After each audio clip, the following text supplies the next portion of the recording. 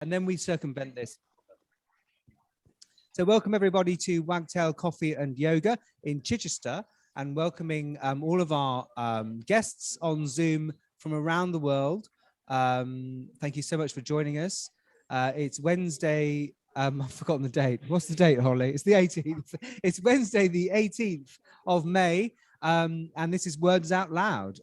So our featured reader this evening is poet Christopher Buckley, who's joining us from the United States, and we'll be reading a selection of his work for about 20 minutes or so, followed by an open mic with contributions from everybody here on Zoom and also everybody here in Wagtail Coffee and Yoga in Chichester. So thank you everybody for joining. And for those watching on the replay, thanks for watching, and well, we'll be with you soon.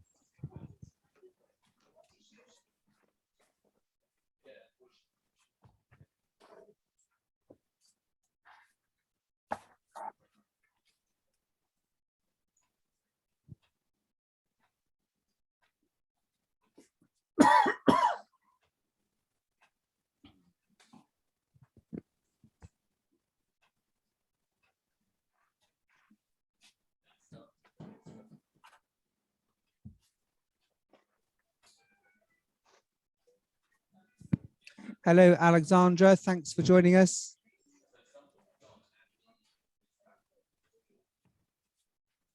Hello. Hello. Hi. Lovely to see you. Thanks for coming again. Nice to see you. Hello, June. Hello. Hello. Lovely to see you. Thank you so much for having me. Oh, you're welcome. My name's Mike. This is Ken. Do you know June? This is June here. Lovely to see you. Joining us. Where are you calling in from, June? Arizona. Oh, Arizona. Arizona, Yeah. lovely. I lived in Phoenix for a while. Oh yeah, that's where I am. Oh, how nice. In Phoenix? Yes. Brilliant. Perfect. I won't ask you what the weather's doing because I know. Yes. Well, yes, wish me luck one more time. For sure. Last year we got to 120. Oh, good grief. It's 120 when I was there. It was 115 a few times. But... That's madness. Elena? Hello, Elena. Thank you for joining us. Welcome. British here, yep. All the way from Scotland. She is. Hello. Sweetness. Hello. You'll need to allow the sharing of the screen for Alexandra. Yeah. How do I do that? Oh, just Allow. just do it when it comes on. No, do it now. You can allow it's share screen. Oh, it's in there. And then you allow multiple participants. Ah, that's the badger. Okay, I can do it now. Thank you. Yeah, yeah. You're welcome.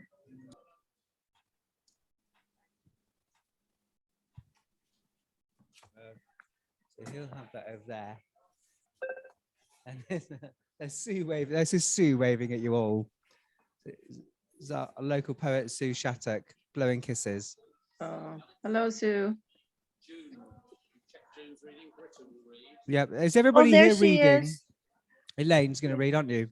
Is Yeah. everybody here going to read? Holly, Britta, Elena, can you hear us? Give us a wave or say hello if you can hear us. Yes, I can hear you. Oh, that's perfect. Thank you for joining us. Are you going to read tonight, Elena? No, I'm just here to listen. I love her. You're just, oh, that's so nice. Well, thank you so much for coming. Everybody, this is Sue. Say hello, Sue. Hello, Hi, Sue. hello, everybody. Hi, Sue. Hello. Oh my goodness, how exciting. Hello, Holly. Hello, everybody. It's funny to be here in real life and you there in real life. It's nice. Thank you for coming. Thank you. Enjoy your coffee, yeah. Enjoy my coffee. Mind the wire. Let's not have a health and safety fiasco. Oh, somebody else is joining. Bonnie Goldberg is entering the room, everybody. Here she comes.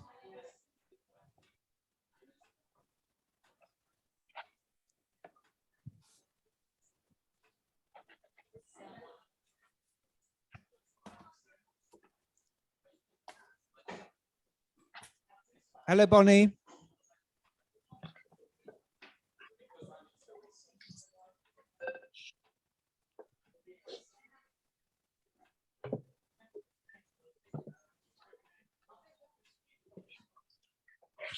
Bonnie's here. There she is. Hello, Bonnie.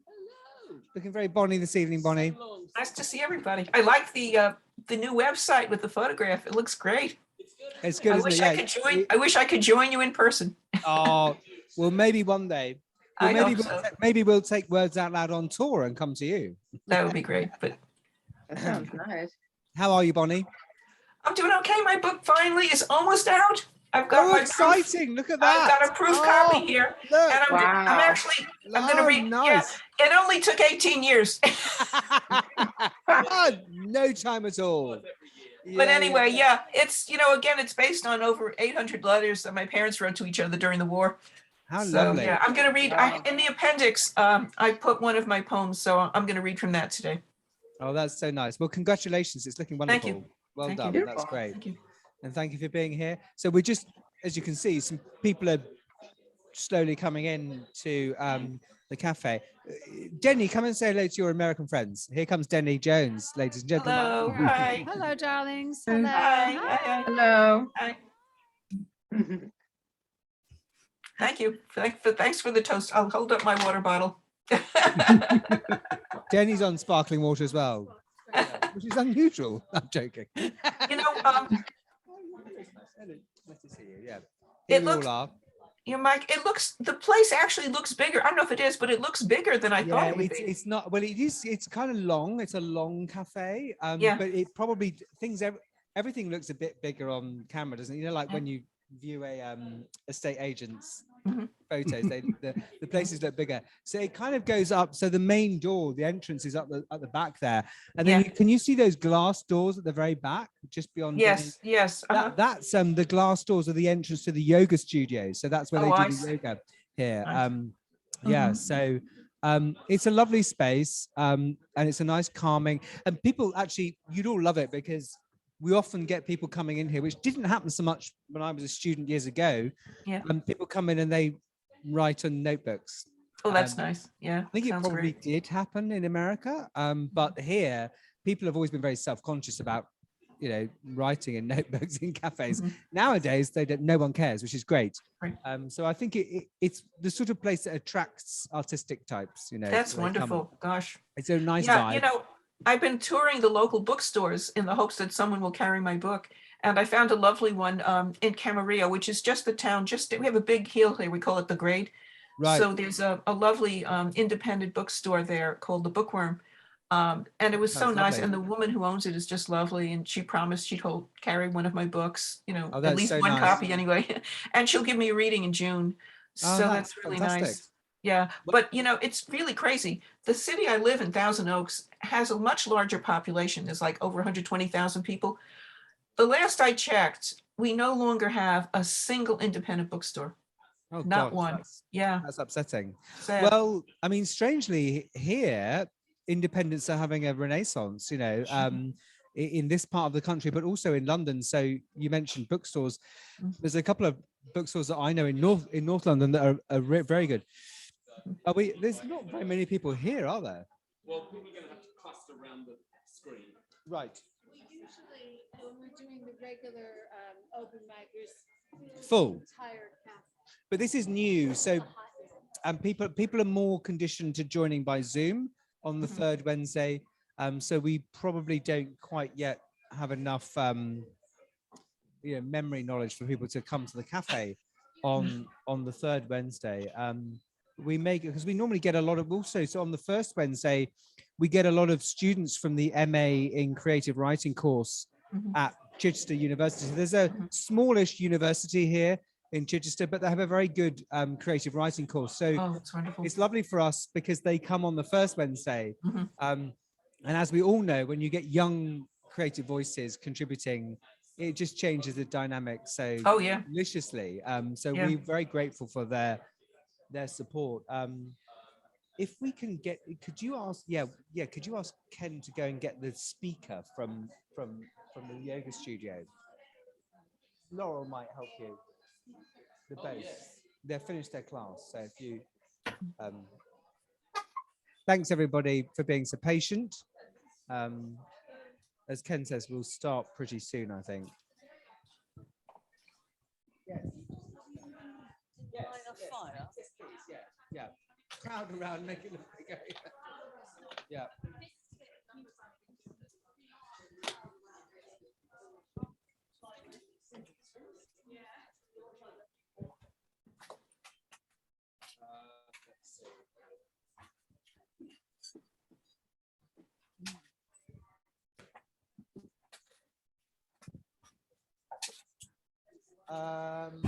Actually, do you know what?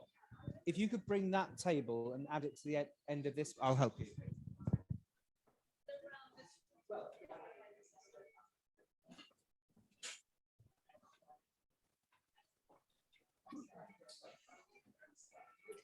Hi, Christopher. Yes.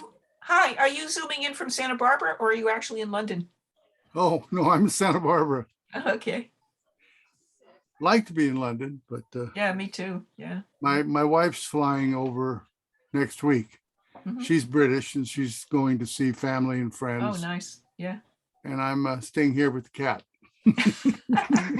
Do they still have restrictions about incoming tourists because of COVID? No, it seems they just dropped most of them. Mhm. She has to get a series of tests or whatnot to come back, Oh, I see. but not to go in. It's Mhm. yeah, to come back, it gets a little pricey to get your tests, Mhm. but everyone's aware of that. So Okay, if you just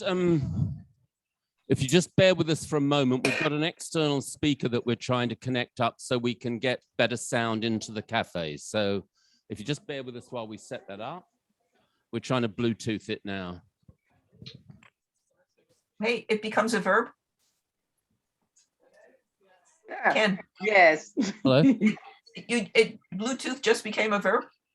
Of course. They're Of course. they're combining all sorts of words like glamping. It'll be a participle. It can be any, whatever you like. Mhm. Have you heard of glamping? Glamorous camping. Glamping, yes, That's a good one. glamping. Yeah. And Gosh, how does that work out? yeah, and hanger, angry because you're hungry. Oh, Yeah, yes, that's hangry. been around for a while. Hangry. Yeah. Mhm. It doesn't want to do Bluetooth. Okay, hang on, we'll be there.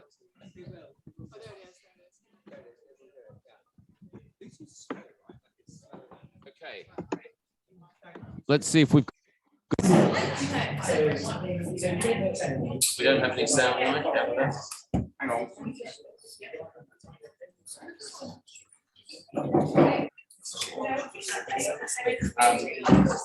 Okay, we're just.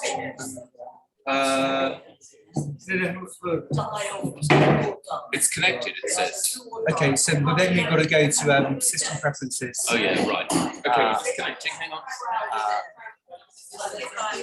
I just noticed it from here. So that's it. What we just done, right? Oh no, I know. Right, it's Zoom. It's Zoom. Zoom preferences. It's Zoom preferences. That's the badger. So we go here, audio, both. Okay. Whack it up. With any luck, you should all be. Okay, sounds like it works. So somebody speak. Actually, No? Chris. yes, Yeah, Chris, can you I just? can hear you, Mike. That's perfect. Yeah. Chris, can you Okay, say okay. like testing 1, 2, 3? Chris, can Okay, you Mike. Yeah, we're Yep. testing here. Is that good? That's very good. Let's have it a bit louder, actually. Ken, can you quiet the room and we'll get them to all hear if it's okay? Okay, everybody, we just quiet for a minute because we're just testing the audio. Okay. So I'm going to ask you all. So first of all, welcome everybody.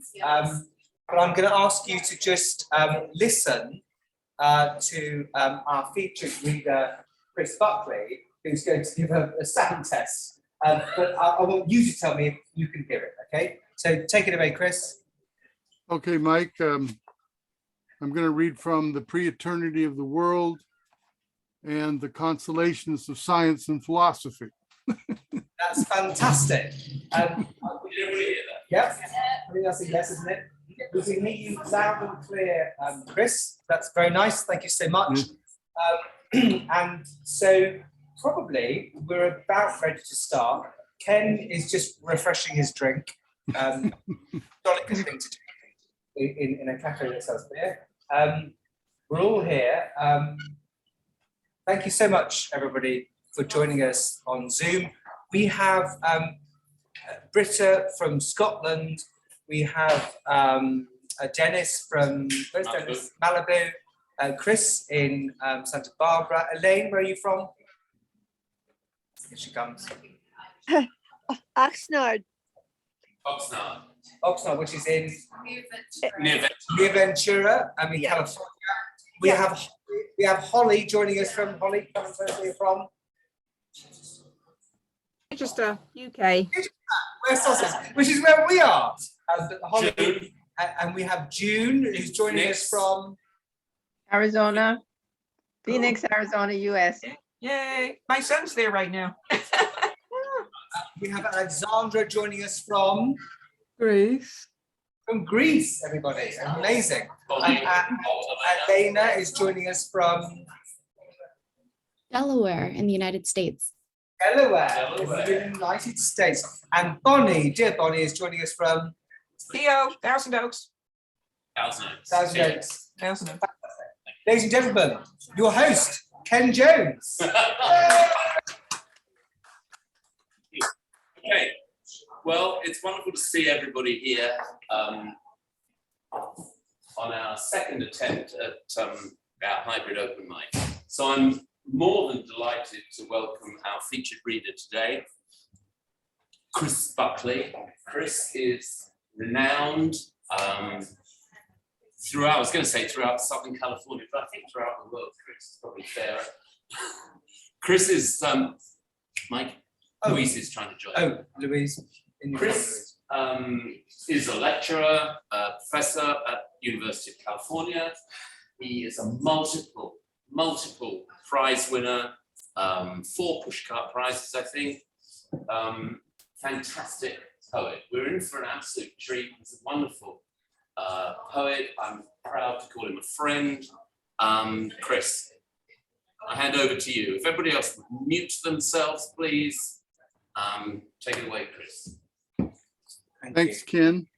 And thanks, Mike, too, for coordinating everything. I'm going to read 2 poems from last year's book, Pre-Eternity of the World.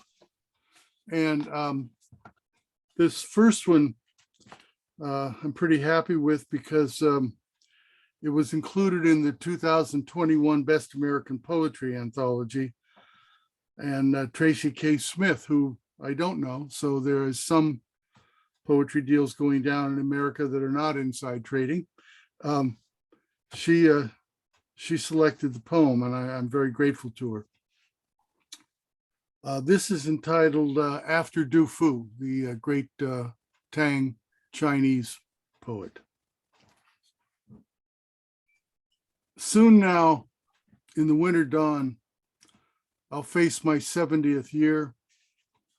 And the moment it takes another leaf to fall, I see how many more evenings I'm going to need sitting here, letting the wind pass through my hands, overlooking the star pines and jacarandas, the valley of home. I think of friends from my youth, the clear green hills and sea that traveled with me all this way, almost gone now, despite the long-standing optimism in stars. A haze drifts between here and the islands. I'm still not sure. I take an early drink and praise whatever is left. From 10,000 miles away, the wind comes and the evening air lifts the atoms of light. One thin cloud shaped perhaps like a soul is backlit briefly by a rising moon.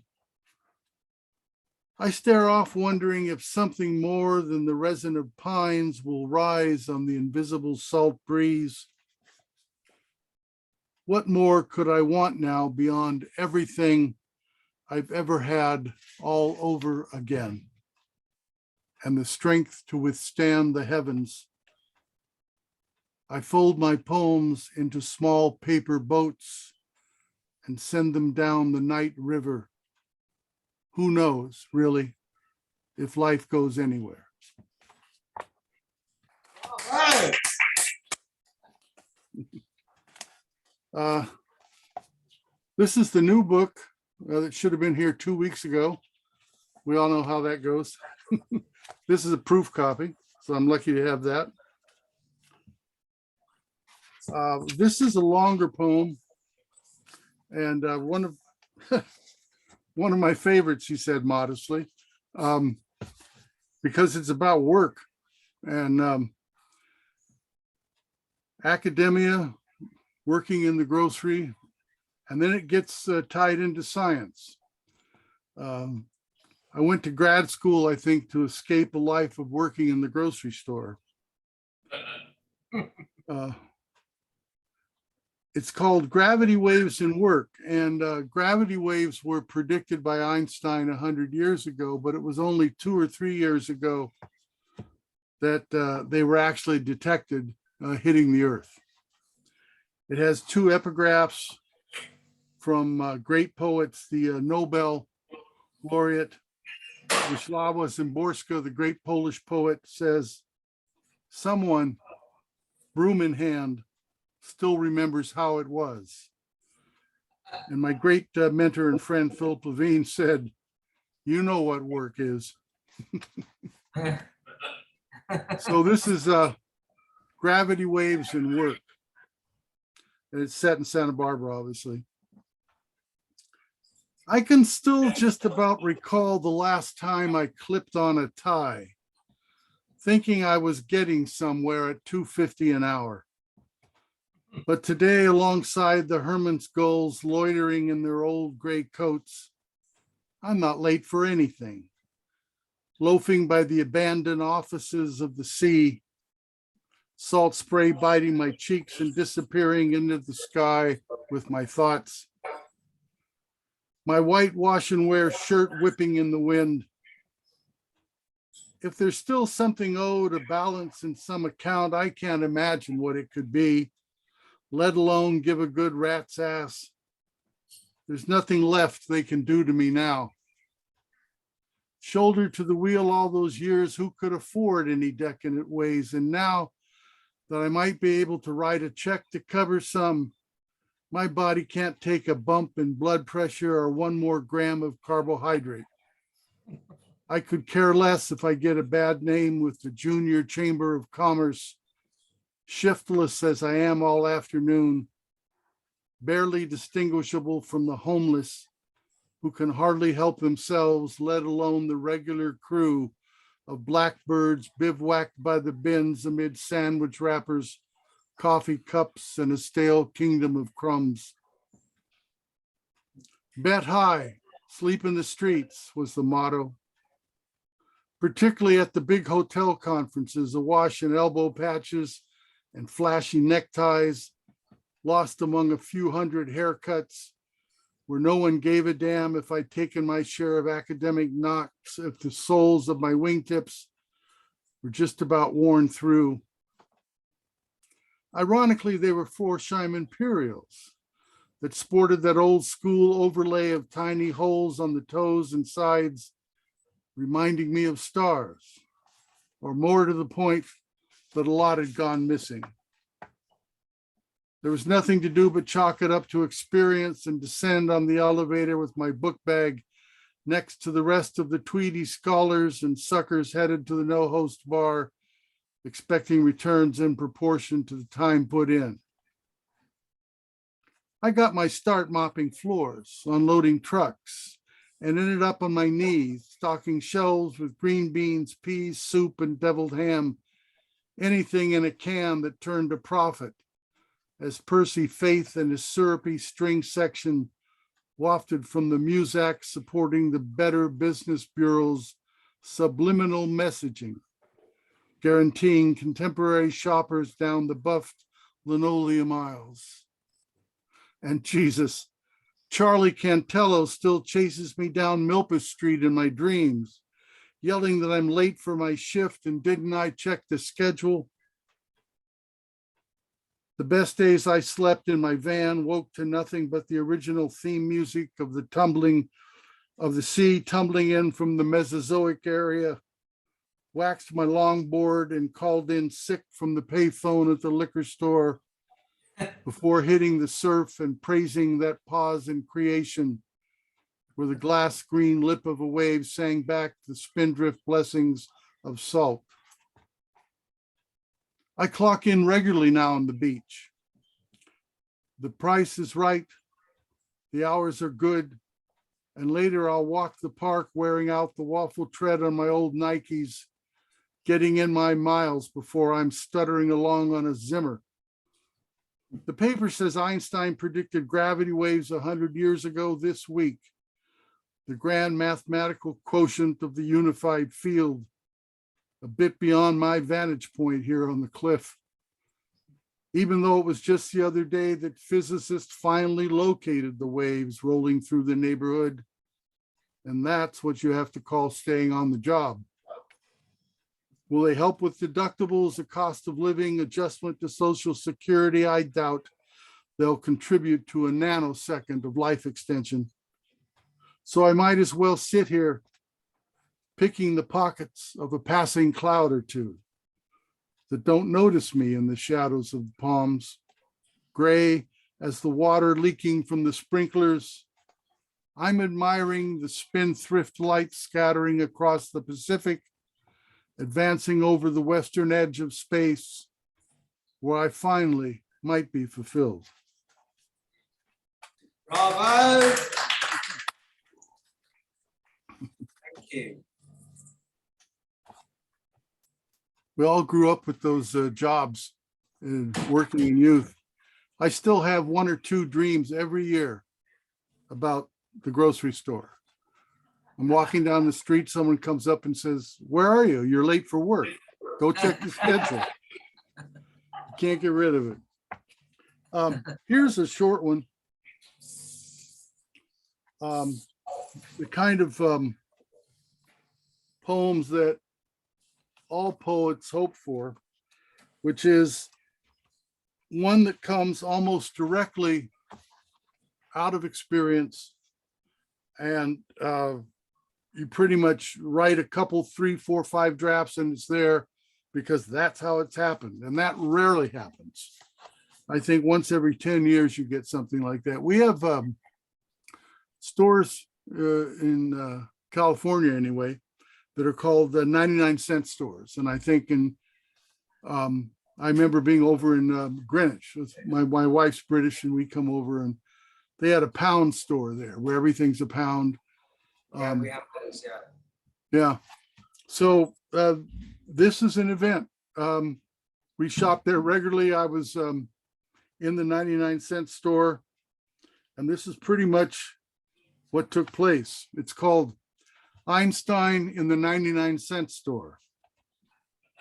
A while back, shopping in the 99-cent store, where I go to save on vegetables, yogurt, soap, paper towels, crunchies for my cat, most everything under the sun. I pushed my cart down the aisle of school supplies and picked up a copy of Time Life's 100 Ideas That Changed the World, tossed on top of the remaindered books. A paperback with cover photos of Einstein, a computer keyboard, an artist's depiction of the Big Bang, and a Greek Orthodox mosaic of Jesus blessing us all for every bit of good that's done. I knew the clerk from my weekly visits, a Mexican woman older than me, white hair, soft gray eyes, someone who shouldn't be working anymore. She stopped as she scanned my items and, looking at the book, pointed to the photo of Einstein. Isn't that the old guy who was on Chico and the Man? You remember that TV series with Freddie Prinze, mid-70s? Yes, I saw some episodes long ago, but this photo's of a scientist, Albert Einstein, not Jack Albert, who played the owner of that garage in East LA. Einstein drew a blank for her. Sure looks like that viejo on TV, she said, then turned to me, shaking her head a little inside. Where does the time go? I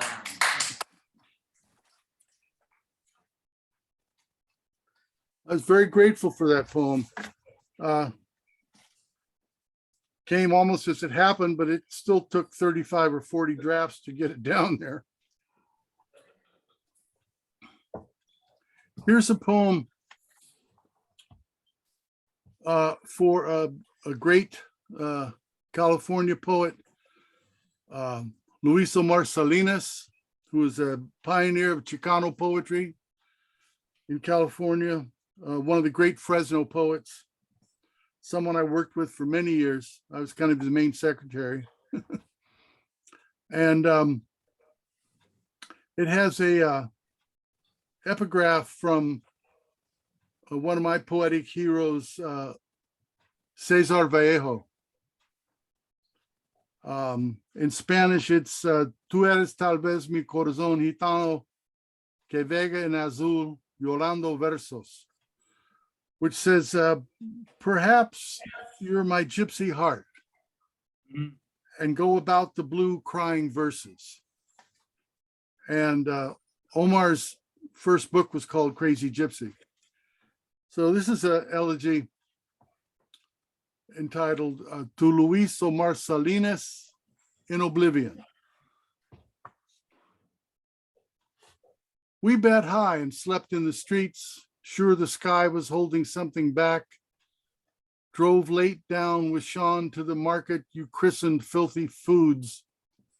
Finished with the iron ore of despair.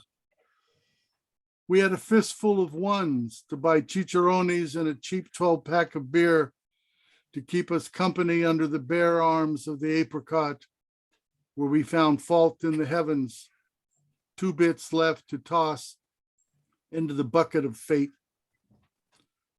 With our compadre's collie dog, we howled at a moon rising from the black gullet of space, put on our souls, buttoned our coats, and as your metaphors flared like meteors across the forehead of the night, we took turns transcribing them with the ballpoint by the light of twigs burning in the grill, text, subtext, ash, salt of a life streaming away. Amigo, now I have a savings account that won't save me from anything. I have 15 fountain pens and not much time to use them before Henry Wadsworth Longfellow calls to me from the forest primeval. There's no trouble left for me to get into. We're dying tonight of everything. No alibi for the missing laces in my shoes, my shirt without a sleeve of hope, the dust leaking from my cuffs. And even if I shout the 7 syllables of your name into the dark, all I can see are the scrambled backbones of the Milky Way. I might as well go on down the sidewalk wondering where, if anywhere, we're headed, as it becomes clear that nothing's written in the stars. All right. Okay, I have 2 more here from this book that kind of finish it up.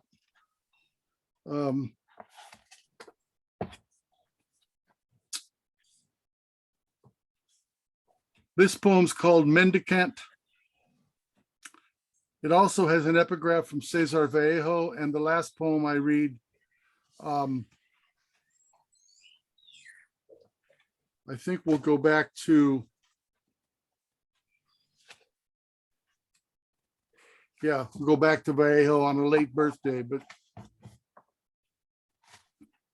This is a little epigraph from the famous Vallejo poem, Black Stone Lying on a White Stone. Con todo mi camino a verme solo. So with all my road ahead of me alone. If I've taken anything from the sky, I can't think what it would be. Not a speck left on my plate, and so I'm not sitting here thinking about God, the beneficence of the blue, but instead worrying about the memory of hope passing like a cloud beyond the sea. All I can afford is to sit back and see how things turn out. Beg the wind that carries off the anger of the poor, that puts its hands into the pockets of the merchant class where there's nothing left for the rest of us. A wind lacing its fingers around the sky where little is decided, where the stars haven't helped. What should I ask as they go on singing in an unknowable code I've come to recognize, vague as the road ahead? I rolled the dice, made choices. What good could it do now to look for work? All that's available is the sky's gray bouquet. The plane trees troubled as far as I can see down the boulevard where it is usually winter. The tide lines unveil my travel plans, back and forth, going nowhere as far back as I remember, though I always knew better than to ask, to walk alone in moonlight, hoping. All this way from anywhere I wanted to be, and with nothing more than the daylight offered, my last prayer is allied with clouds, enshrined in the air with salt. If something is missing, it's out of my hands. My wishes tumbling away with the waves, washing away.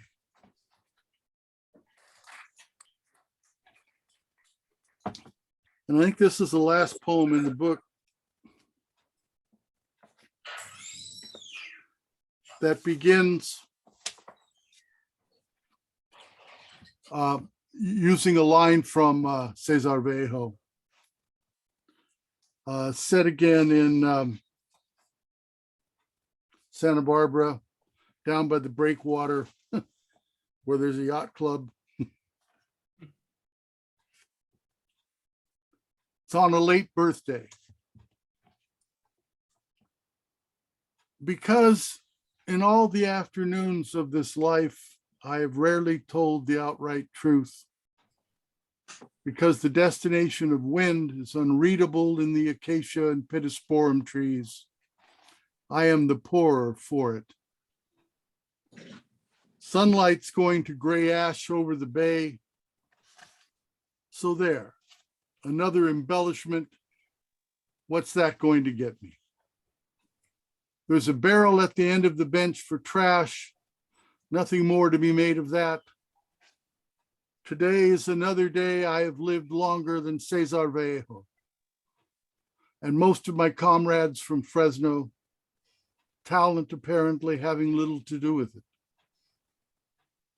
Half my life ago, I received a grant, went to Paris in the fall and searched out Modigliani's grave, a slab of cement like one on any of the sidewalks there. Now I rarely travel beyond this shore where today, again, a woman leaning on a shopping cart filled with plastic bags stumbles by, and a homeless man about my age pushes a bike with a bent wheel out of the weeds. Are you going to elaborate on their stick-thin arms, grease-colored skin? Are you going to pick up Tristan Zara and feel you better understand the human condition? No philosophy for suffering survives the evening. I think back to my 20s, getting by on soybeans, boxed wine, day-old bread. There's still a stitch beneath my ribs. Whoever said you get what you deserve must be related to the fellow with a cocktail on the balcony of the boat club, the one overlooking the harbor. And just to his right, the man picking through garbage bins in back. When I sit here long enough, A high tide washes up around my shoes, and sooner or later rain arrives for those homesteading the bushes in the park across the street. The pier here leads nowhere, into the sea. Thank you. Bravo! Thank you so much, Chris. Thank you. What a wonderful treat for us. Thank you so much. Truly, that was fantastic. I'm reminded how, especially with Chris's work there, how with poetry, what we're trying to capture is something indescribable. And what I love about your work, Chris, is that it's consistently striving to capture something that really can't be captured. And so I really, really felt that. I'm sure you all did too. Something else that struck me was that there was a strong flavor of the sea, the sky, the wind, the sun. And so something else that we can all relate to is that we write poetry where we are. You know, we write here in Chichester, I write about grey stone and wet concrete. And, you know, so that was really powerful for me too. Seriously, I love that. Thank you so much. Thank you, Mike. Thank you, everybody. Thanks, Chris. Yeah, it's funny you mentioned gravitational waves. I was teaching a class in Oak Park, California, when it was announced that they discovered gravitational waves, and I had to run extremely quickly to the internet and learn about not only Einstein's gravitational waves, but also the LIGO, the interferometer that discovered them. So there was a scary moment, I guess.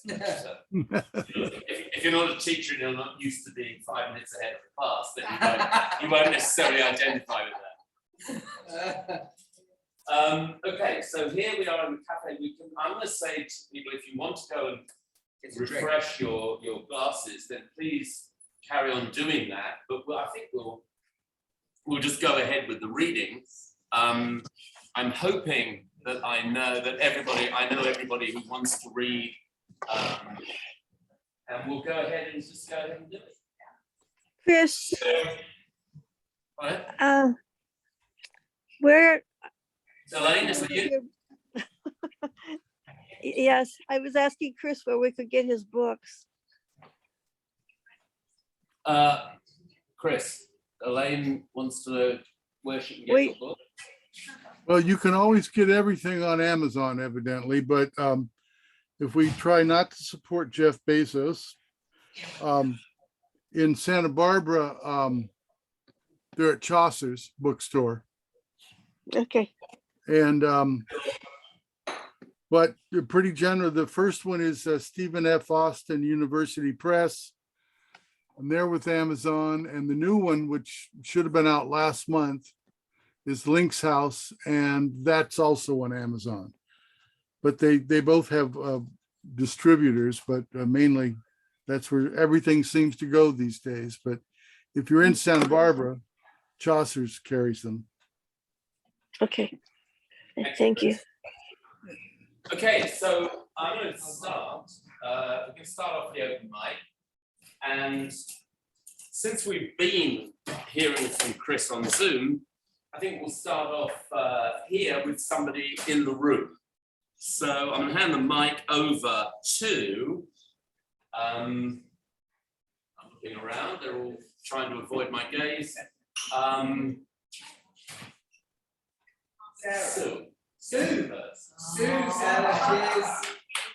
Elaine, I know you want to go early, so I'll come to you next. Sue, you're up. And if we stand, I don't know if you guys can see us. If we stand about here, can you see us? Well, okay? let's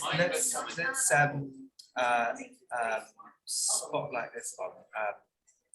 Place. Bit closer. Yeah. Bit closer. Bit closer. Okay. So there you go. Speak into the microphone. Stand there. Take over. I would say. Okay.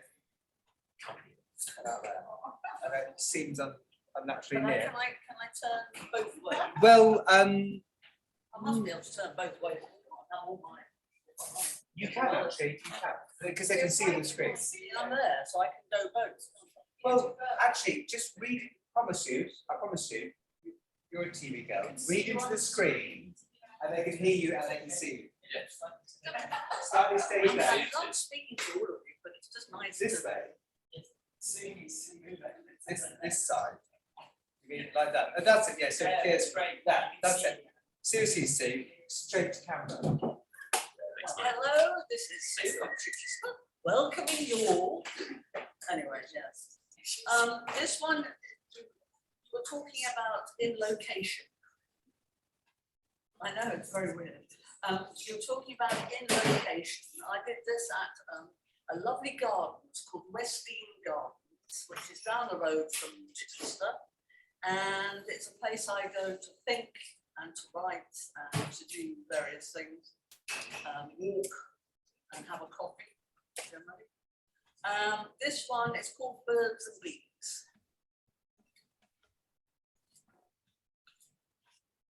Bar bar, bird song, bleat bleat buzz, bluebells, green smells, daisies dusted grass. Warming sunshine on my face, cotton clouds in azure skies. Buds burst, the chestnut tree first, a new green canopy arrives. Forget-me-nots plus celandine, wild garlic and the rest. Busy ants and beetles scurry busy with their nests. Pink blushing boughs of blossom herald bumper crops for some, but lack of April showers may mean an anxious time to come. Sunshine, moonshine, the light dancing in on breeze. Letting go to nature's flow, soothes my soul to ease. Bar bar, bird song, bleat bleat buzz, bluebells, green smells. Summer's here at last.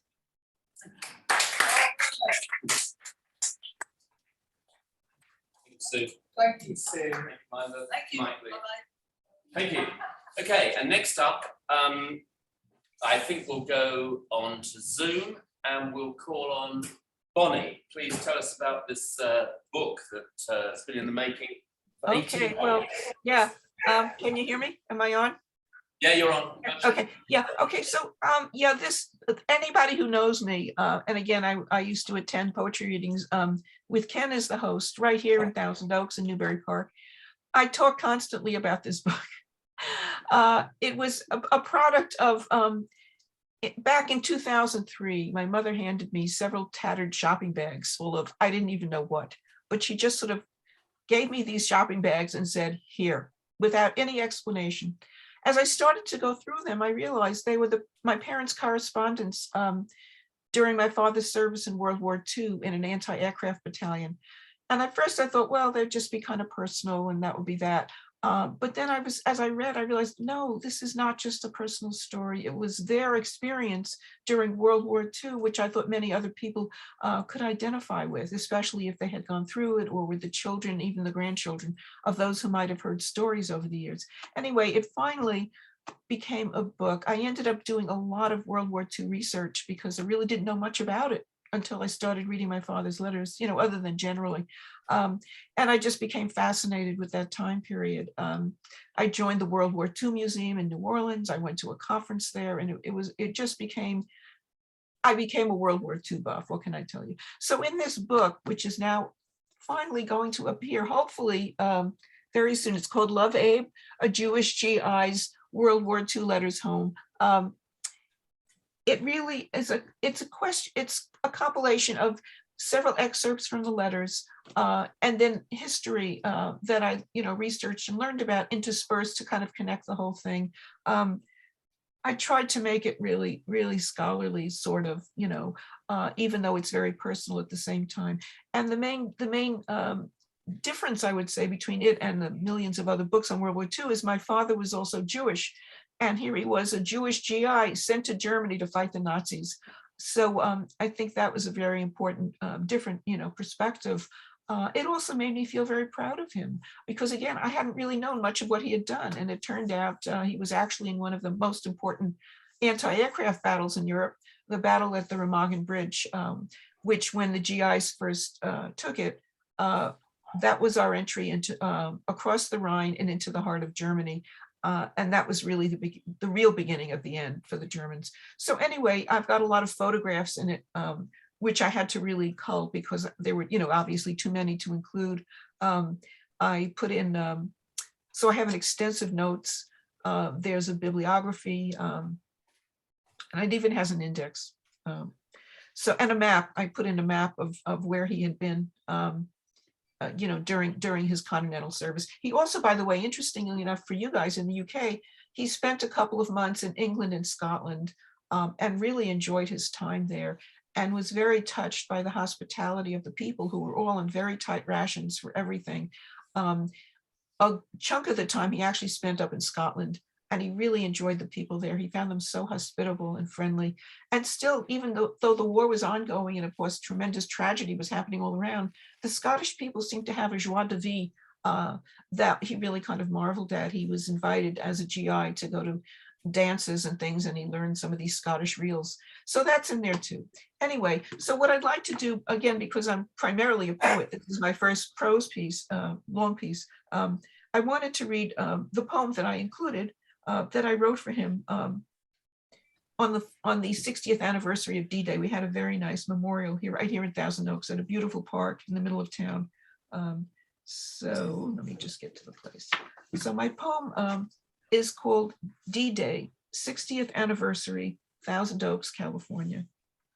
It's dedicated to my father, Abraham Martin Clapper, 1915 through 2004. He actually died a couple of months after I wrote this poem. I identify what his position was: T5, Battery A, 581st AAA, 49th AAA Brigade, 1st Army. Over 2,000 miles between us now.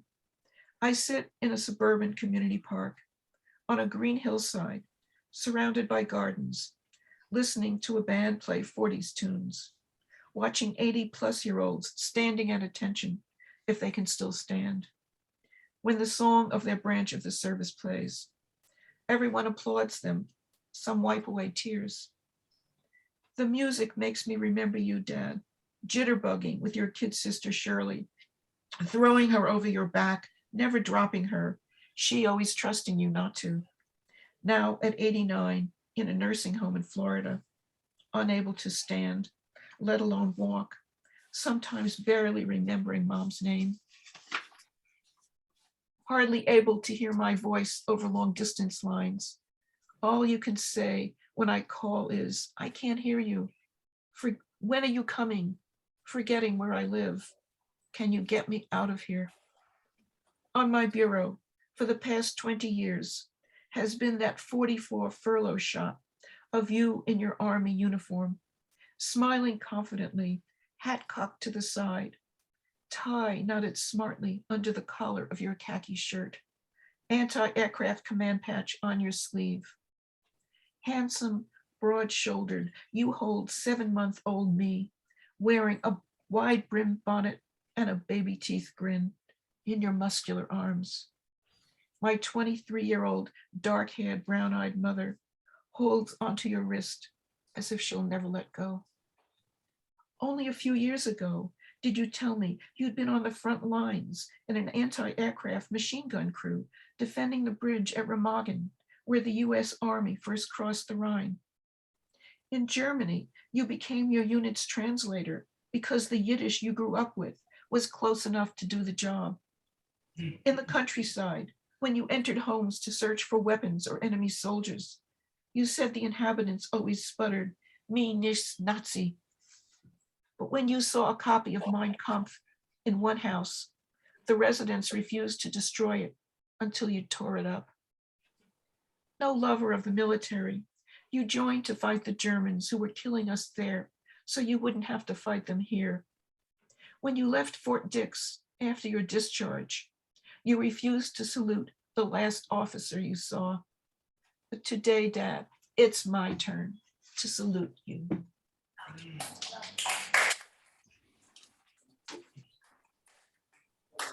Thank you. Oh, can I just say something? Bonnie, first of all, thank you so much for that incredible poem. What you've read and the images that you evoked from that time of your father, it reminds me of something that, is anyone familiar with the writer Deepak Chopra? He's like a kind of, he's a kind of new age spiritual, he's a doctor, he's a trained doctor, but he writes a lot of new age spiritual stuff. And he gave a talk at the United Nations. So it was a very official engagement. And they asked him, the politicians of the whole world asked him, what is the purpose of the artist? What is the purpose of the writer, the actor, the singer?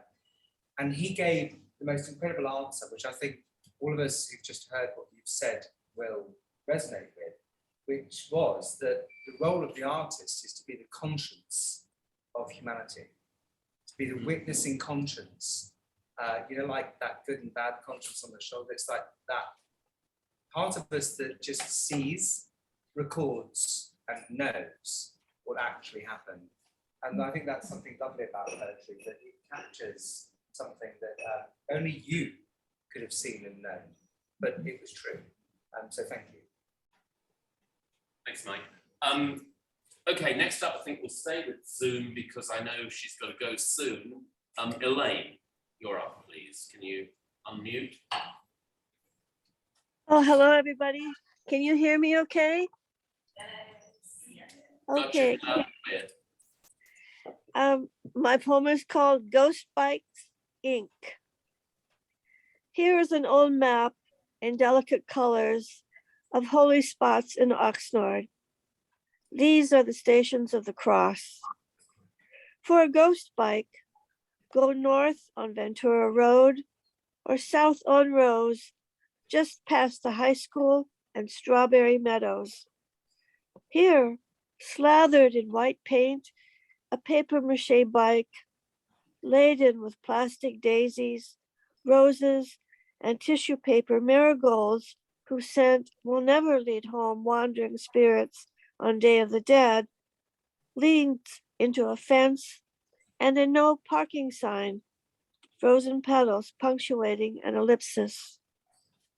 For death by locomotive, follow Oxnard Boulevard to the sun-kissed factory abutting the track and imagine a small white cross, long forgotten, for Arturo's brother taking a shortcut in front of Amtrak. The photo finish capturing Arturo's stricken face. Go north along the same stretch to the shrine of the palm tree, fetid with balloons and teddy bears bleached by the sun and studded with guano. Here, a police chase hurtled a Bronco with its little birthday girl into a tree a block away. The tree sustained no injuries. Other spots grace crossroads where spirits linger near crosses and withered bouquets.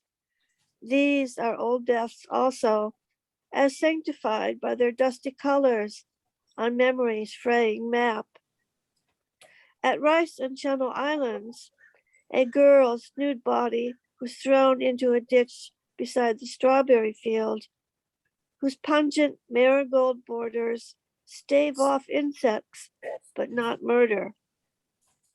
When it is absent, I miss the bouquet her sister leaves beside the plain little cross at this intersection, where cars stream by and half-naked cross-country runners take no notice. It has been a long time since roses garnished this corner, and longer still, since blood dried and mingled with dirt, the wind has blown over the fields. For additional wonders, simply follow the crosses on the map. You can't miss them.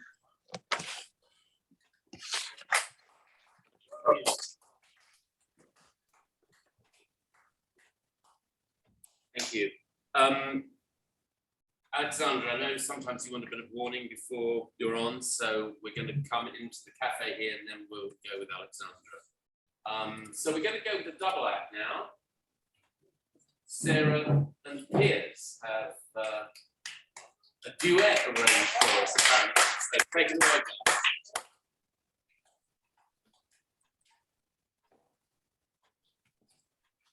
That should be Piers and Sarah.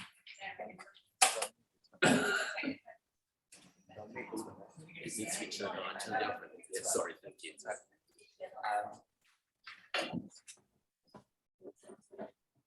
Hang on.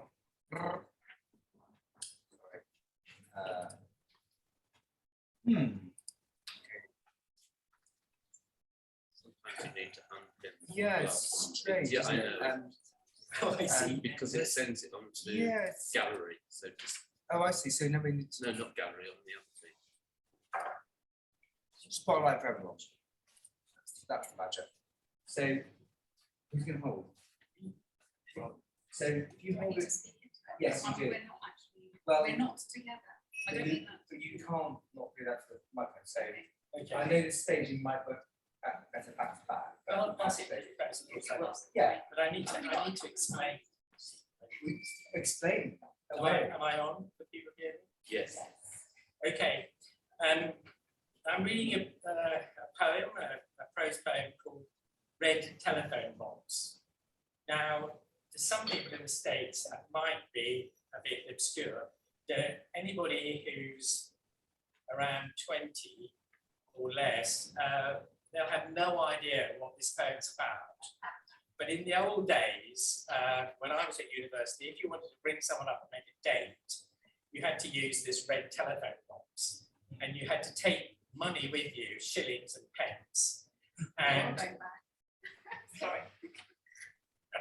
And you didn't get very much time for your shillings and pence. And you were warned that the money was running out. I beep, beep, beep, beep, the pips, okay? So, remember the pips. Remember the pips. I'll put them in. I'll add them in. Okay. The red telephone box. I'm in the telephone box. I haven't got long. The pips will start soon. Why did you ring? I rang to say I'm sorry. I doubt I'll see you again. I'm sorry for the hurt I caused you. Pip, pip, pip, pip, pip. Down the pips. This is my last shilling. I can't hear you. Did you say hurt? What hurt? I should have stood by you. I just walked away. Pip, pip, pip, pip, pip. Oh, damn the pips. Thank you very much.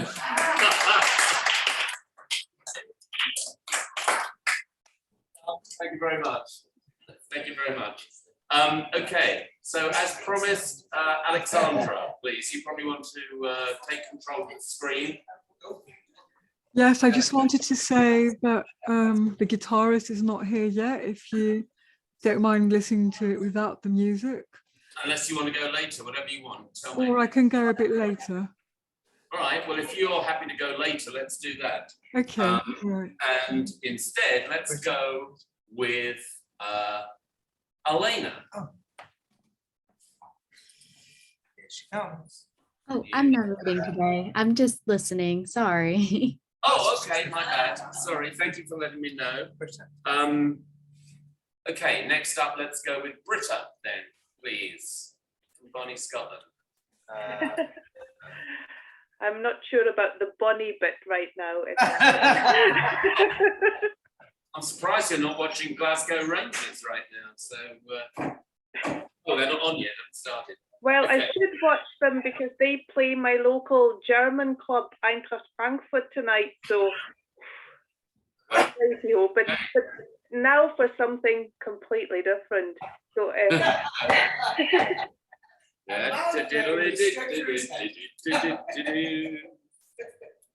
right. So my poem is called When a Tree Falls.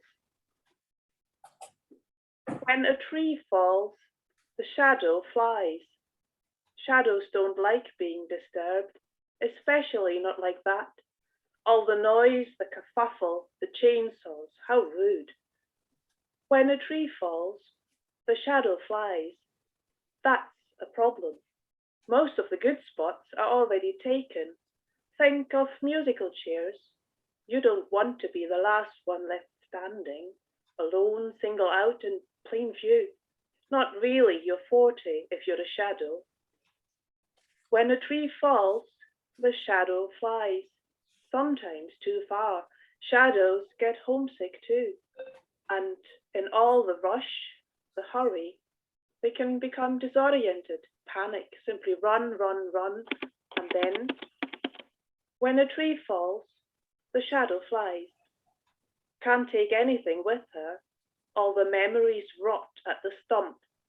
If they're quick, if they're brave, they'll seep into the soil, hide and shelter, until a seed comes along to grow their story once again. When a tree falls, the shadow flies, lonely business. When your life companion dies, nothing holds you, keeps you in your rightful place. Nothing grounds you. It's an end and a beginning you didn't want. When a tree falls, the shadow flies. What happens next, we'll never know. The shadow has no witness. Thank you. Thank you, Britta. Okay, I'm going to stay on Zoom now, and I'm going to invite June. June, welcome, and please unmute yourself, and we'll take it away. Thank you so much. I'm going to read a poem from my little chapbook called Heart, Poems of Love, which is all about different phases of love. And I'll read a poem called Heart Matters.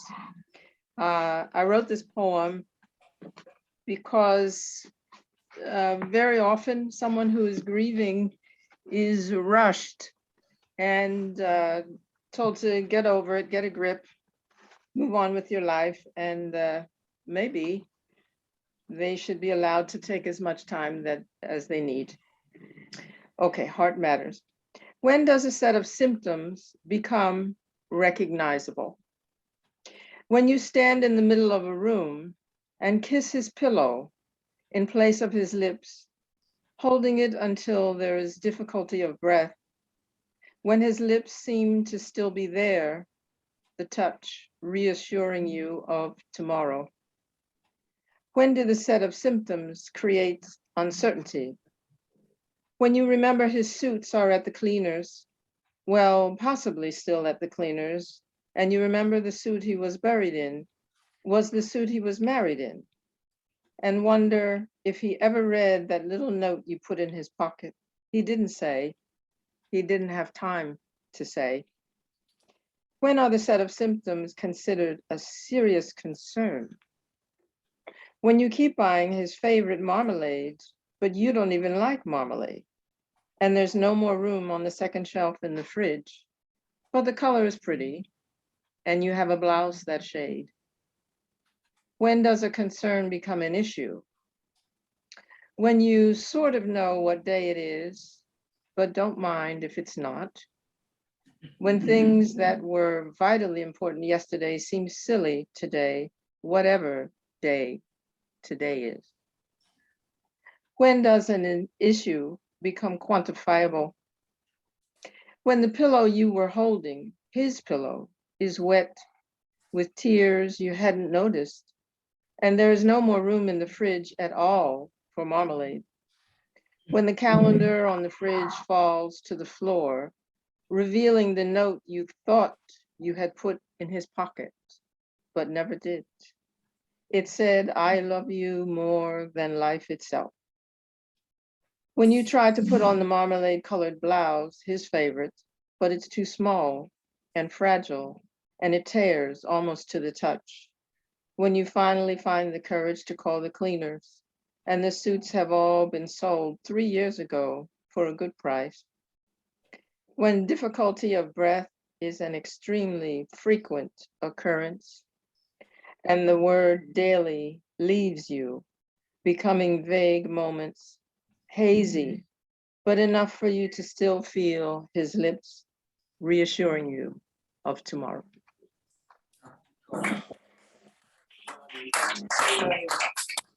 Thank you. Thank you very much. Thank you so much. Thank you for joining us. Wonderful to see you. Thank you. Okay. Next up, I think, is she still here? Wheezy, are you still here? Was she here? She was here earlier. She's not here now. So instead of Wheezy, Karen, it's going to be you. Kazza. You have to unmute yourself first, dear. There you go.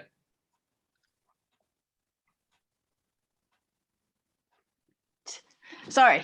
I was saying I'm a poor substitute, but I'll do my best. June, I love that poem. Thank you very much. That was really powerful and beautiful. Yeah. Thank you. This one is it's called Our Human Story, and it's about what's happening right now in the world in Ukraine. World War II Londoners know Ukraine's current torment. Nazi plane payloads of death and destruction. Hitler's pilots followed the orders of their obsessed leader, who sought to break British morale, create his vision of a Third Reich. Thousands died, hundreds of thousands made homeless. But the people persevered. They could not, would not give in to him. Now Putin waves his wand, lets loose wanton destruction. To regain, he says, what was wrongfully lost, willing to pay any price, suffer any sanctions, inflict any amount of carnage, displace any number of lives, rip any number of families apart, bomb any number of cities to rubble, reduce any number of people to ash. But the people of Ukraine persevere. They cannot, will not give up their fight. What is it about us humans, compassionate creatures, capable of incredible acts of heroism and kindness, yet also able to inflict death and mayhem beyond the borders of our understanding? What makes people willing to answer the call to abuse and torture, to commit heinous acts against innocent others, against a brethren nation, against women not unlike their own wives, against children not unlike their own children? Perhaps the recipe is this: bombard your people with false narratives year after year after year, demonize the free press, mix and stir nightly to cause enough confusion. Eventually, they will give themselves over to the strong men with all the answers. Autocratic rulers with blown up egos and steely eyes, intentions so forceful, reality, morality evaporate from streams of mutuality. Their converted acolytes wade deeper and deeper into cesspools of depravity. Still, do these leaders not learn from history? Adolf dead by his own hand, Gaddafi pulled from a pipe under a highway, executed on the spot. Saddam found hiding under floorboards, given the hangman's noose. True, others like Mao and Stalin lived out their time killing millions upon millions, their inhumanity hidden behind iron curtains of isolated fiefdoms. But today's carnage will be seen tonight on screens around the world and by Russians searching for the truth, joined by more and more compatriots as hardships increase and borders close and body bags mount at home. Yes, a reckoning approaches. How or when, we do not know, but surely for the sake of all, this man cannot, must not remain in power.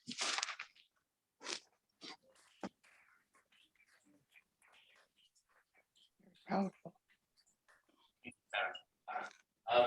Okay, next up, we'll come back into the room here and we'll go to Christine. That's very hard to follow your wonderful poem. Thank you. Yeah. This is Trying Not to Think of the Attack on Ukraine. I want to describe the ocean of yellow daffodils on the grassy roundabout, the bluest sky and the freshness of mild air today, the jollity of school children crocodiling towards the cathedral in safety and sunshine. But I'm preoccupied with the Ukraine. Millions of people there are on the move. Thousands more are starving in the rubble of their cities. No water, no electricity, no food. I think of freedom of speech denied to Russians, of the violence and horror meted out to young people who dare to speak the truth. Here, the school children make their cathedral visit, practice their singing. 30 fluting voices soar. Out again into the brightness, they see the gleam of daffodils, smell spices cooking at the roundabout restaurant, and hear the chatter of laughter. Their concert on Saturday is for the people of Ukraine. Blue and yellow flags fly in gardens and in windows. This onslaught is senseless. We do what we can. Thank you, Christine.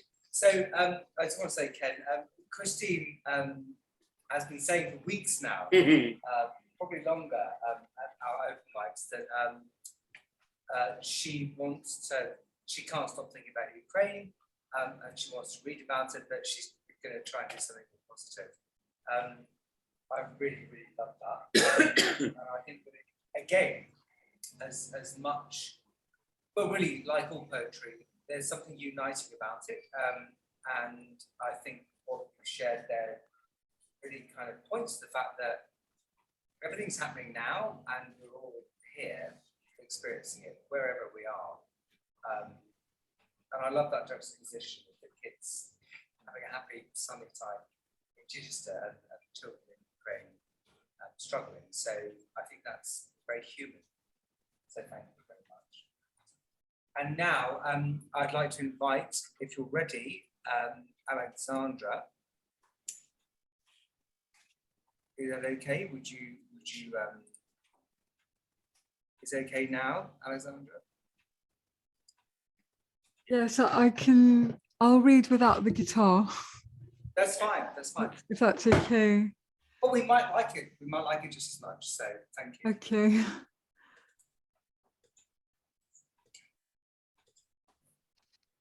So, can you actually see the graphics going by? Yes. Okay. You can see them, right? On the screen, I mean, for... Thank you, yeah, we can see them on the screen. Golden cords connecting us, golden cords surrounding us, like the sparkling sunlight on the blue sea, like the sparkling sun waves on the sea sand. Divine help, divine forces flowing in, our vibrations riding over the waves of life, bravely crossing all barriers, singing a magnetizing melody on a hypnotizing journey, turning the dark into light, turning the wrong into right, knowing we can be free, knowing we are free, free from all negative energy, free from all negative experiences. Golden cords connecting us, golden cords guiding us, like glowing strands intertwining along our paths, like glowing strands showing us our paths. Divine help, divine forces flowing in. Our vibrations, our energies, whirling, twirling, wings of the universe dancing freely between us, forming our world, forming the world around us, turning the dark into light, turning the imbalanced into balanced, knowing we can be free, knowing we are free, free from all lower sexual desires, free from all lower sexual encounters, golden cords connecting us, golden cords attaching us, like two radiant flames dancing together, like two radiant soul flames flying together. Divine help, divine forces flowing in, our vibrations allowing us free to choose our own experiences, our own perceptions, allowing us free to move on, leaving old energies behind, trusting that everything will be renewed, trusting that everything is being renewed, turning the dark into light, turning the non-understandable into understandable, knowing we can be free, knowing we are free, free from all detrimental patterns, free from all detrimental beliefs, golden cords connecting us, golden cords nurturing us, like a family wonderfully bonding, like butterflies fluttering in spring.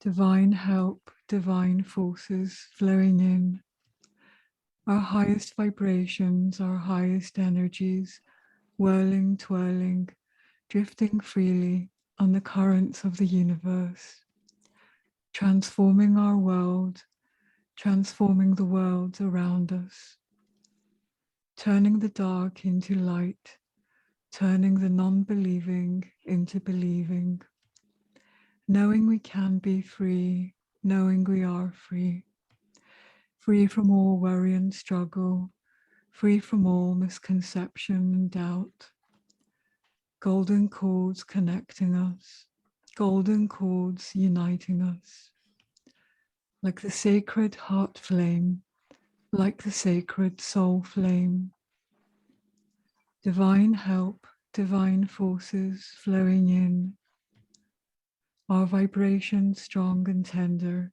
taking us up our sweet magical worlds, strong and tender, taking us up our sweet blessed worlds, knowing that our visions will come true, knowing that our visions are coming true, turning the dark into light, turning the unhealthy into healthy, knowing we can be healed, knowing we are healed, healed from all bitterness and pain, healed from all hopelessness and regret.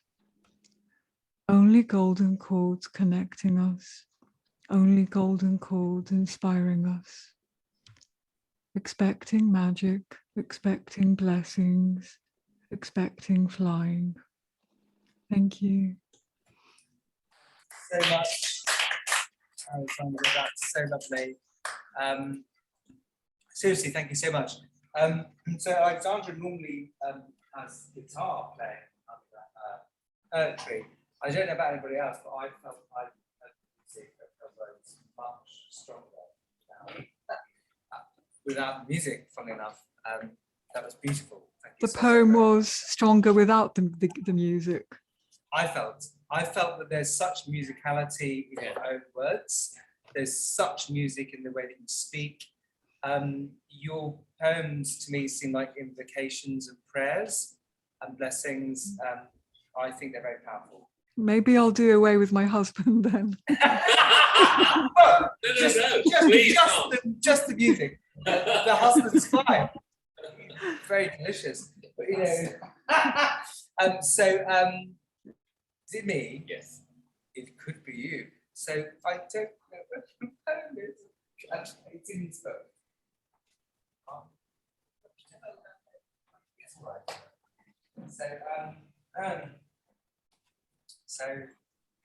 seriously, thank you, Alexander. That's beautiful. We're now going here. Okay, spotlight. Is that doing it? Yeah. Okay.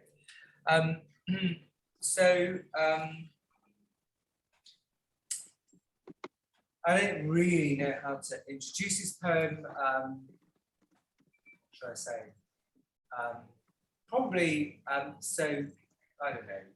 Like for most of my life, I've wanted to be in love, and I have been in love a couple of times. But I am currently not attached with a partner, and I would very much like to do that.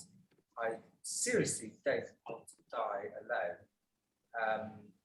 And this is kind of about that, really. And in a way, so when I first started writing poetry, it was kind of writing poetry to try to understand what it was like to be gay, and to work out those feelings. It was sort of therapy, really. And I'm not sure, I'm not sure I've really figured it out yet, but anyway. So this is called Dragging His Beat.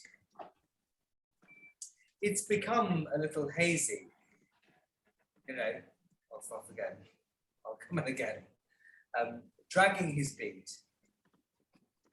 It's become a little lazy in the hazy fog of waiting through the years now since the words started marching from the tip of his pen. They seem to say the same kind of thing again and again.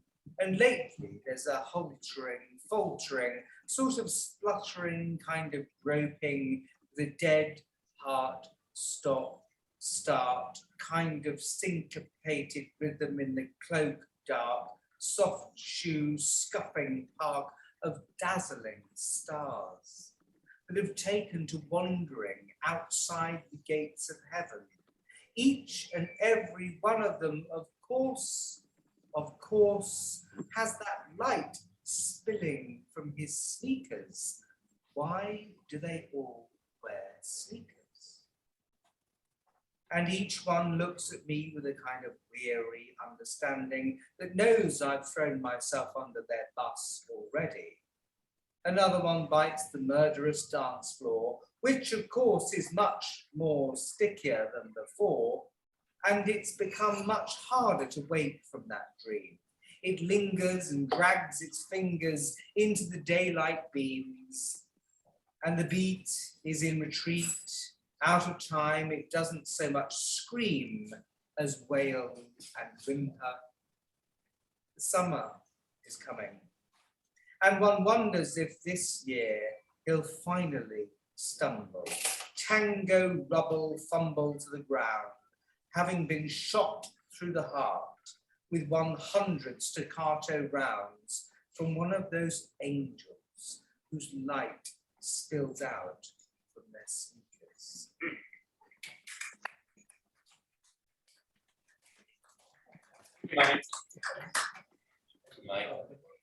Okay, so now I think we're going back to Zoom, and it's time for Dennis. Dennis, unmute yourself, please. Yes. My sister-in-law recently passed away, and we had a celebration of life for her. And I recited a poem I found on the internet. It has no title, and the author is unknown. Don't think of her as gone away. Her journey's just begun. Life holds so many facets. This earth is only one. Just think of her as resting from the sorrow and the tears in a place of warmth and comfort where there are no days or years. Think how she must be wishing that we could know today that nothing but our sadness can really pass away. And think of her as living in the hearts of those she touched. For nothing loved is ever lost, and she was loved so much. Thank you.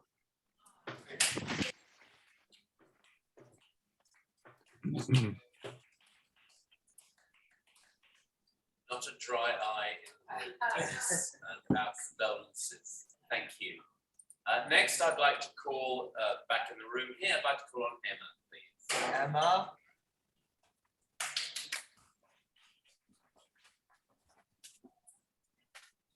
Yes.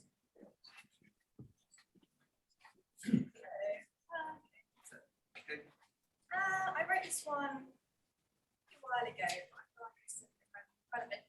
So, there it is. Here we go. I want to look like a woman, but have the freedom of a man. I want to be able to walk back at night without holding my keys in my hand, wedged between my knuckles, ready for a fight, ready for the plan. I want to look like a woman, but have the freedom of a man. It's no compliment to be whistled out the catwalk. Please don't shout at me from passing bands. I wear a dress in the summer. It's because I'm hot, not for your viewing pleasure, not for your hands. I want to look like a woman, but have the freedom of a man. To be successful without it being a thing. Less of the girl boss, Shiro, or this girl can. How many years do I have to live until I'm called a woman? To be welcomed by my ability to have an equal chance, or not to have autonomy over my body, viewed as a political stance. I want to look like a woman, treated like I want to look how I look and be treated how you like to be treated. As it's simple as I'm so sorry. It's as simple as that, but it's a message I need repeating. I'm sorry. Thank you. Thank you, Emma. That was great. Thank you. Next, we go to Zoom. Holly, please. Are you ready? Yeah. There she is. Oh, hello. On a previous open mic Zoom, I read a prose excerpt, a piece of writing I had written about a village I went to in Greece called Olympos, where they have lots of mills, and I went there because I love mills, and I read the first part on the open mic Zoom, and I just thought I'd finish it this evening. So some of you might remember me reading about the first time I went to this village, and for some of you it'll be a new thing. The village is very remote. It's on the island of Carpathos, and as I said, it's famous for its mills, particularly windmills. And so this is just the ending, say, of the bit of writing I did. So I've just arrived in the village of Olympos. I booked into the first rooms I saw and headed out into the gathering darkness. A sign pointed to Taverna Windmill. The narrow lane, a mere donkey's haunch wide, twisted up, down, round, stepped, sloping, painted with white lines to help one see where the edge, steps and doorways were. It widened suddenly into a small triangular square, barely 10 steps long and 5 wide, with cafe doors opening off into lit rooms filled with voices and news on the television. Turning to the left, I went down some steps and then stopped, my breath once again stilled. Stretching into the west was the sea, full, dark, crashing onto the rocks that lay scattered along the shore far below, driving at the island, making this small village cling to the landward side, its back turned against the onslaught. Finally, I saw the Taverna windmill. It was indeed a windmill. Its sails wound up around the spokes, the seats on the terrace overlooking the sea, empty. At the front, sitting on a bench, their backs against the solid wall of the mill, sat 2 women and a man, their faces lit by a few swinging bulbs. On the table before them was a pot of what smelt like goat stew and some chips. They didn't smile and looked tired. I sat on a table in the middle, my back half to them, feeling awkward and suddenly cold. I needed a drink, and not just one glass, so I ordered a ½ kilo of house white. Taking courage, I asked about the mill. Was it open? Could I see inside? No, it's broken, was the stiff response. Are any mills working? I asked. No, not anymore. A plate of stew was put in front of me and some cold chips. My heart sank. The wind whistled slightly more keenly. Oh God, I thought. What the hell am I doing here? It's freezing cold. I'm on my own. I'm miles from the sea. There's no boat for 3 days. What the hell am I going to do? What on earth was I thinking? I bet they're sick of everyone asking about their mill. They just want to get on with life. No wonder the mills aren't working. They probably just want to go and live in Athens. I poured a glass full of wine and felt a wave of desolation. I turned once again to the family. The mother was sucking her teeth, the grandmother talking in a high-pitched tone. Couldn't understand a word. Dorian Greek, I guess. I've wanted to come here for 2 years. Can't believe all the mills are broken. I love mills. I guess I'm just too late. Silence. Then the old man suddenly stood. Ella, he said, beckoning. Ella, come, come. And he unlocked the mill door and switched on the light. And there inside was the large wooden gear wheel suspended from the thick crossbeam that turned with the wind when the sails opened, creaking like a ship. And below were the grindstones and a sack full of flour and a large wooden container full of grain. The walls were covered with old spoons, bowls, sieves, and photographs of past millers, and the air was still and expectant, a film of flour dust dancing in the light. Wow. Amazing. Holly, thank you. Okay, I think we're nearly at the end. I've got one that I wrote on Monday, so I might try that. And I don't know. Sarah got one from Nigel. Oh, you have Nigel. Nigel? Nigel. Sarah is going to read one on behalf of Nigel, who can't be here. So, hand over to Sarah. Thank you. Have you read through it once? Sorry. 1 moment, Miss Caller, 1 moment. Off you go. So it's on behalf of Nigel, who's just written this very recently. Yeah.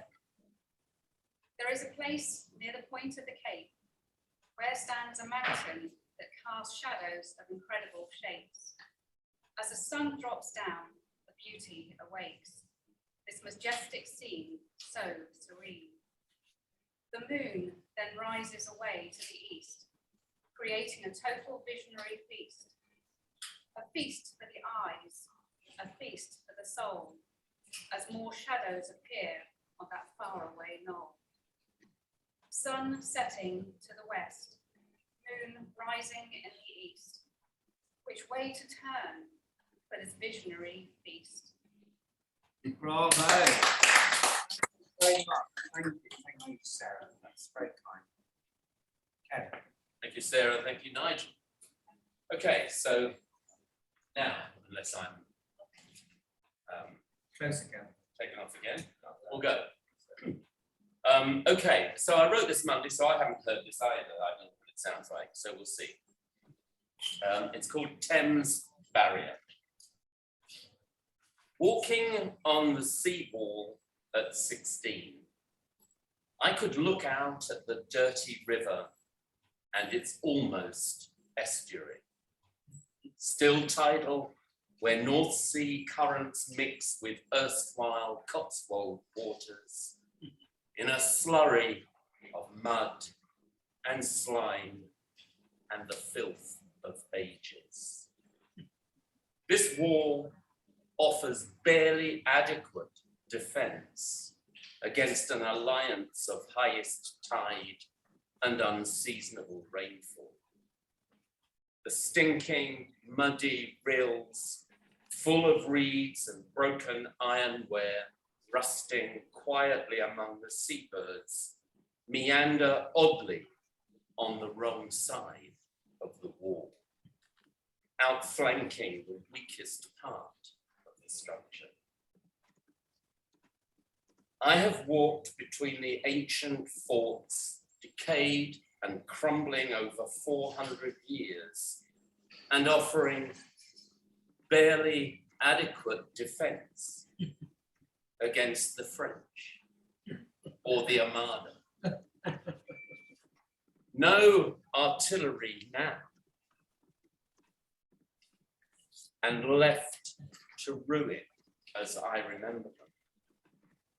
Dark reminders of cannons pointing down river, an early deterrent.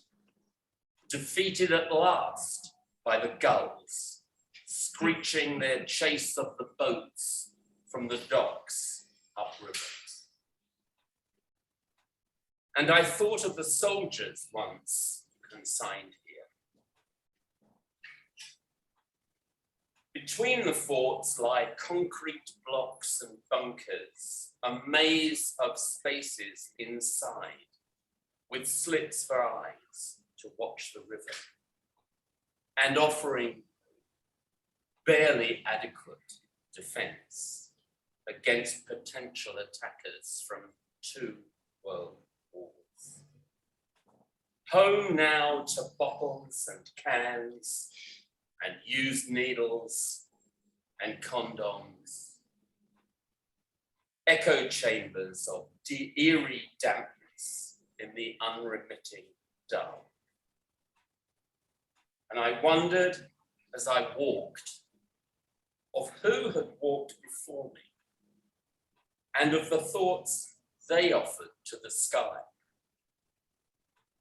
as did I, and why all that remains is ruin now, and mud, and reeds, and gulls, as if no one heard.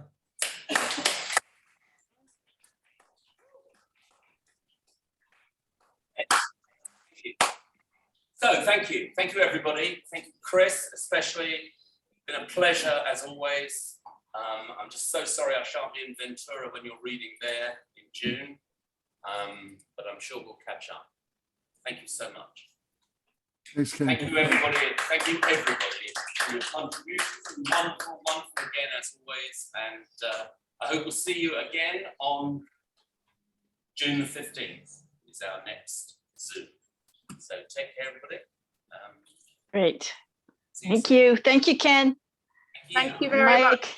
Very lovely evening. Lovely poetry from everyone. Thank you. Thank you. Bonnie, congratulations on your book. It sounds like an amazing endeavor, quite an achievement. I'm looking forward to reading it. Is it available yet? Oh, you're on mute. Yeah, okay, yeah, no, hopefully it'll be out either by the end of the month or early June. As anybody who's ever tried to publish a book knows, there's always last minute glitches. And it's not until you see what are the proofs that you find them. Yes, yes. But it will be available. The title again is Love, Abe, a Jewish GI's World War II Letters Home, and it will be on Amazon. And I'm trying to get it into as many independent bookstores as I can because I really do want to support them. But, wonderful. Certainly on Amazon. Thank you. Look forward to reading it.